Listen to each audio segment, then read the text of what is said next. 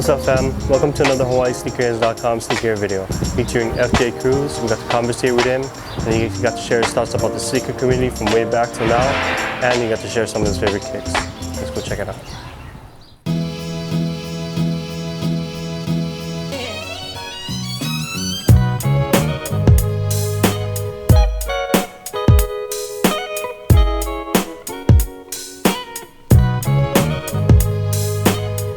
How do I feel about our local sneaker community?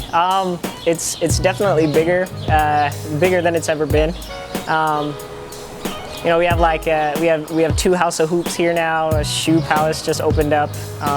Lots of consignment shops up now, which is a big thing. Like when I got my little brother into it, like 2004, 2005, like we used to camp out at the Nike Town here. We used to come at like 6 in the morning and be the first ones here, like, and that's not, you can't do that anymore. Like even just for GR stuff, like people will camp overnight, and with the whole raffling system and everything, it's crazy big now. Like you see sneakerheads like all the time, like where before, I mean, you didn't see a lot. So favorite kicks right now. Kind of hard to say. Brought a little bit of everything, I think. You know, we'll start with these, the bonsai hemp dunks. Probably my favorite 420 inspired dunk. Just from when they rolled it out, you know, there was I guess 420 pairs made. They released at on 420, at 420, and retail was 420, unfortunately. But just the whole concept and the color blocking on the shoes, pretty solid. So definitely one of my top dunks right here. Nike Air Yeezy 2 Red Octobers. You know, as much as the game has grown, I can't think of another shoe other than the mags, the Air Mags probably, that have really kind of pushed the pin as far as you know, hype. You know, it's you know, you hate it or you love it, but you definitely kind of know what it is. Everyone knew about the shoe. I think we all wish Yeezy was still with Nike, but yeah, definitely an iconic shoe. Kind of unique design. They did take obviously the midsole from the Air Tech Challenge, but yeah, definitely an iconic shoe. All right, next is probably one of my favorite Prestos, the Soul Collector Hawaii Presto. You know, when forums were the thing, you know, Nike Talk and ISS. Soul Collector did these sneaker competitions at like major Nike towns, major cities. And the cool thing about going to those, aside from seeing all the tables, was they released some limited kicks you could only get at that event. Hawaii was fortunate enough to have two. They had a one-piece dunk, which was less limited. And then these babies, the Presto, which I believe was 48 pairs.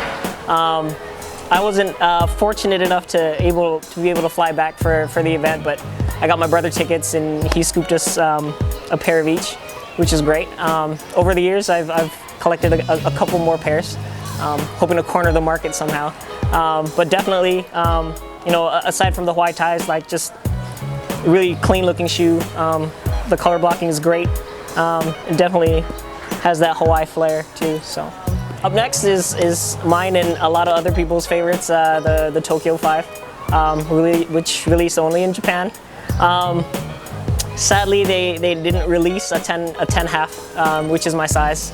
Closest I can get is a 10. So, you know, when I take the insoles out, maybe not tie it up, I could fit a pair.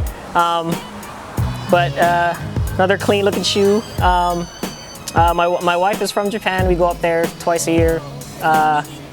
Love Japan, had to get the shoe. Definitely an eye catcher. So I think that's why a lot of people like it. Up next is the OG Seattle 10, one of my favorites. I did my undergrad and my grad school up in Seattle. So a lot of the shoes I collect all will have Seattle ties. Either the players from Seattle or they played for the Seattle Sonics at some point. You know, when these came out, Nike released like a city pack These have yet to be retro, but if they do, definitely multiple pairs. I've only got one pair of these. Been scared to wear them, like I'm afraid they'll turn to dust or something, but hopefully if they retro or remaster or whatever, I'll get another shot at these. Kryptonite Foamposite lights. Nate Robinson went to University of Washington, my alma mater. Always cheered for Nate Robinson. 3-time dunk champ. He wore these in the slam dunk competition. I forgot what year it was, but it was the year after Dwight Howard did the whole Superman thing, so he came with the whole kryptonite shoe, which was dope, I think. I've been hunting for one of the player exclusive pairs for a while. The PE pair had just a K for kryptonite, like the pairs they did release to the public had NR for Nate Robinson. But definitely a clean shoe. If anyone's got a hookup for that PE pair, let me know and I can wear these. Up next, we have the St. Vincent St. Mary LeBron 2s, player exclusive for LeBron's high school team. Probably one of my favorite LeBron models. I know like he really blew up with like the LeBron 7 and the LeBron 8, and obviously the hype is at an all-time high now, but the 2 is definitely one of my favorite LeBron models. They fit really well. Up next, we have the LeBron 4 All-Star Game. They released a NYC graffiti pair, which had like a white upper and then a black and white graffiti mid. But this particular colorway, only LeBron wore during the All-Star Game that year. I guess this was a friends and family pair. Another one of my favorite LeBron models. Super comfy, but the LeBron 4 is like really heavy. So I didn't like to ball in it really, but definitely a very comfortable padded shoe. Hopefully they start retroing some LeBron 4s. But this is definitely one of my favorite pairs. Up next, one of my favorite pairs too is Zoom Kobe 1 PE. I've got 3 or 4 of these, different colorways obviously. I didn't know which one to bring today, but this is probably my favorite one just because of the white gradient swoosh. These are his player exclusives. When the first year he changed his number to 24 was the first year he was signed by Nike. I don't know why I felt compelled to get a lot of his PEs. Not a Laker fan by any means, sorry. But definitely have quite a few of his PEs, and this is one of my favorite pairs in my collection. Another one of my favorite pairs is the Ray Allen Boston Home 8s. When he went to Boston and formed the Big Three, which I think is where the term originated from. But yeah, that's when more people started paying attention to his PEs. Definitely clean colorway, white and green. Glad he was on Team Jordan. It's nice when your favorite player has some dope PEs. Definitely one of the clean ones. And on one of the few 8s I own too, which sometimes like a colorway will really make a shoe, and this was it for me. Up last for today, probably one of my babies, top 5 in my collection. Gary Payton, like the Seattle Supersonic. Played for he had a stint with the Lakers, and when he was with Team Jordan, he got some Lakers colorway PEs. I have the set. This one's my favorite because it was the hardest to find in dead stock condition, and purple's my favorite color, UW. But I think too what makes this one of my favorite pairs is I actually got to meet him, hang out with him. He was willing to sign like everything I put in front of him, which is probably like one of the craziest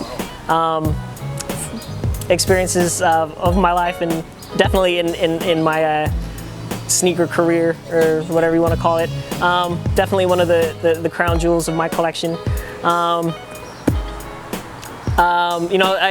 I had the set and debated even, I can't believe I even debated like selling it at some point, but after I met him and he signed everything, it's just, I don't think I could ever let him go, ever.